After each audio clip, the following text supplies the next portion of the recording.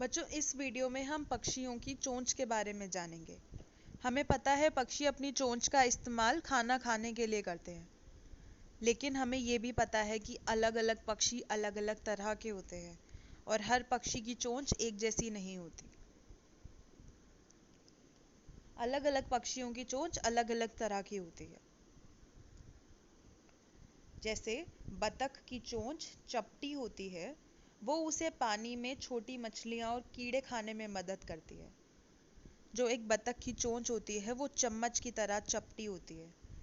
तो जो बतख होती है अपना मुंह खोलती है, उसके अंदर पानी भरती है और उस पानी के अंदर जो भी मछली और कीड़े आ जाते हैं वो उसे खा लेती है और बाकी का पानी निकल जाता है। तो क्योंकि बतख इस तरीके का खाना खाती है, बतख की चोंच उसे इस तरीके का खाना खाने में मदद करती है। उसी तरह जो हमारा कठफोड़वा है, उसकी चोंच लंबी और नुकीली होती है। इसकी चोंच काफ़ी पैनी होती है, जिसकी मदद से ये लकड़ी में छेद कर कर उसके अंदर मौजूद कीड़े वगैरह खाता है। इसीलिए ज़रूरी है कि इसकी जो चोंच हो वो काफ़ी मजबूत हो और नुकीली हो, है ना।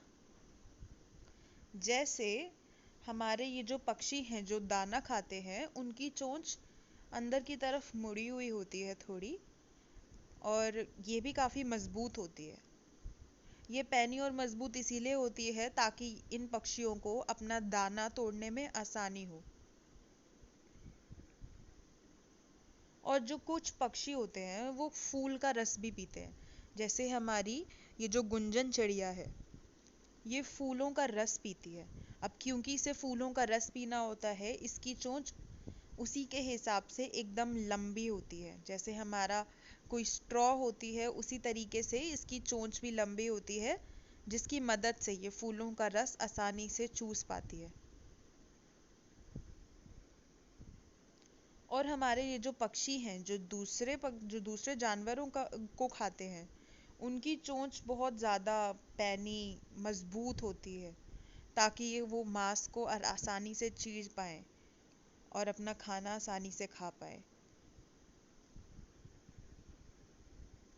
इस तरह जो पक्षी जिस तरीके का भी खाना खाता है, उसकी चोंच उसी अनुसार होती है।